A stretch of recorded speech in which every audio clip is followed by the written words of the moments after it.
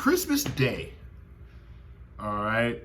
I go to work at Eldora Ski Resort, of course, great place if you've been. And I'm dressed as Santa Claus, a big ass Santa Claus. I got a pillow, big stomach, I got the beard. There will also be a picture added for that as well. And I got this white guy named Charlie, close friend of mine. I got him to go as Jesus. So you got Santa and you got Jesus. Well, let me be more. You got a black Santa and a white Jesus walking around the resort. And everyone knows that, in most religions, if we're being honest, Jesus was black. Just the location he came from, it would make no sense for him to be anything else. And the depiction of Santa is white. Now, whether you even believe Santa is real or not, that is your opinion. If we're being honest, if Santa isn't real, does it matter what race he is? That's how I felt. So I thought black Santa, ain't no one gonna question that. You'd be surprised. You'd be surprised how many people question black Santa, especially at a ski resort like Eldora. You'd be surprised. Black Santa got questioned more than white Jesus, obviously, at the ski resort. But we're not gonna get into the socio-political issues that come with working at a expensive ski resort as a black man, and we're not gonna get into that whole topic. That's a whole episode of other stuff if we were just gonna talk about stuff like that. We decide to go riding on this beautiful Christmas day. And it was beautiful. It was snowing. I'm dressed as Santa, he's dressed as Jesus. We're going riding. And now Charlie is way better at riding a snowboard than I thought. This man was killing it. So I'm not gonna be out here looking soft, obviously. I'm not gonna, cause I'm a good snowboarder. At the end of the day, I don't care what anyone says, I'm a good snowboarder. I may not be able to do all the tricks and stuff that some people do. I can't butter, and I can do a slight 180 on the ground. But on this very day, we go to the park and we're killing it. I'm hitting some little jumps. I like hitting boxes over rails. Personally, boxes are way better and they're safer, and you don't gotta worry about busting your ass or hitting your face on a rail. But I see this bench at the top of the hill, and I see this bench. Hold on, let me light this.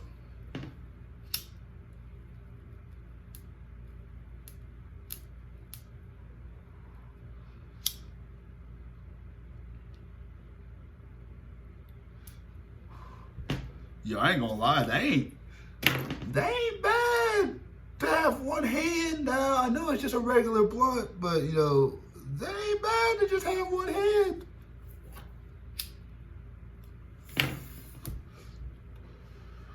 Another minor detail about this ride, I was on a Burton Deep Thinker with my step-in binding. So the thing about the Burton Deep Thinker is it's a directional board.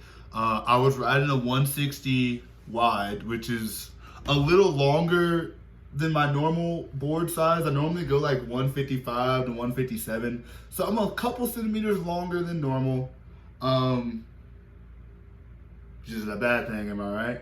Nah, I'm just joking. And it's a directional board, so I can only ride going one way. There's no way I could I could switch to my left and ride like this, but I'd be riding backwards, so to speak. And if you don't snowboard, that's a little confusing to understand, but I have to ride like this. So I'm riding and I see the bench, and the bench has a lip, a ramp going up to it, so that you can either jump over the bench, grind the top of the bench, ride on the seat part of the bench or just launch yourself past it.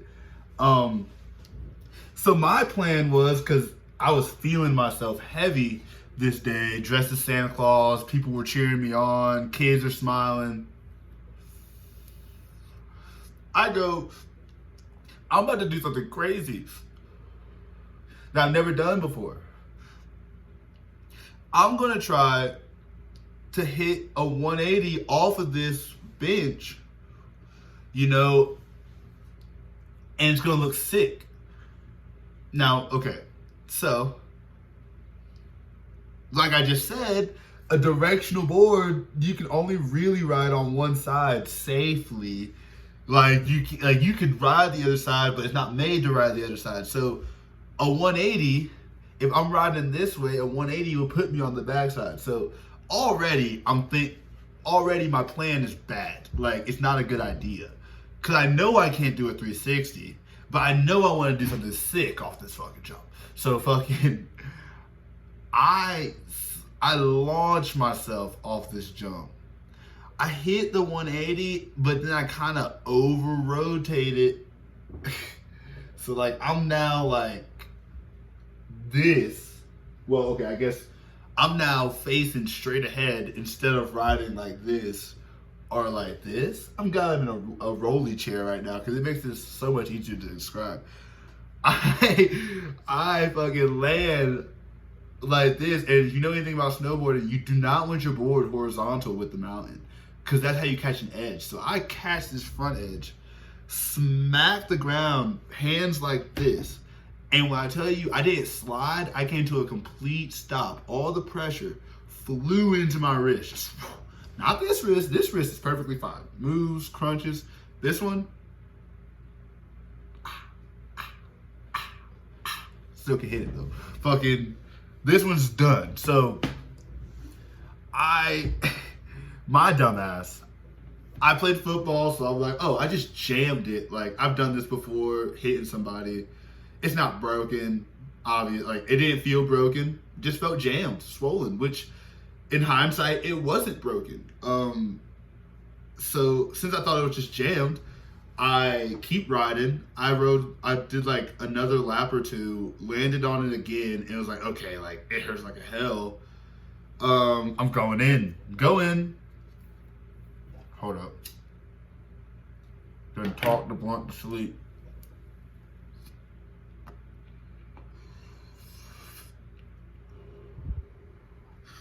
That was pretty cool. I never did that on the video for y'all before. Fucking, I go to that first aid. They wrap me up poorly. Poorly. I mean, she can say what she wants. And I appreciate her doing her job. I don't know her name. So I couldn't even call her out if I wanted to. Poorly. She put a piece of cardboard here, like a piece of cardboard just around the bottom, and lightly wrapped it. I was like, yo, can you wrap it a little tighter? Like, I can still move my whole wrist in here. Can you? So, I mean, I might as well just wrap my damn self. I think I'm fine. You know, I work the rest of my shift. You know, I get home, I'm rolling blunts. Like, my wrist hurts, obviously, but like, I'm not thinking much of it. Go to sleep, wake up the next morning. My wrist was like this big. Oh, like really old, like huge, swollen out the ass. I go to the hospital. They x-ray it and they tell me, hey, when'd you do this? And I was like, I did it like noon yesterday. It's been at least 24 hours since I've done it, right? He's like, you've torn most of the muscles in your wrist, a couple ligaments, and because of that, your bones have been moving freely in your wrist. So just to kind of paint the picture, I will sit this down for a second. There are 12 bones in your wrist. Out of the 12 bones, one of them moved over here to this side of the wrist, like real far, like here to here.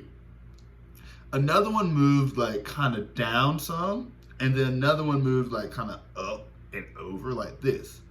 Probably from me rolling blunts, like trying to feel it out, stuff like that. So like 3 bones were all kind of jumbled right in this area, making it impossible for me to move my hand past that point. Like your hand's supposed to go like this. So like it made it possible for me to get like past here. Even with the fingers, like none of the muscles would move, right? He's like, we gotta get you into surgery today, like now. Like we need to get you going.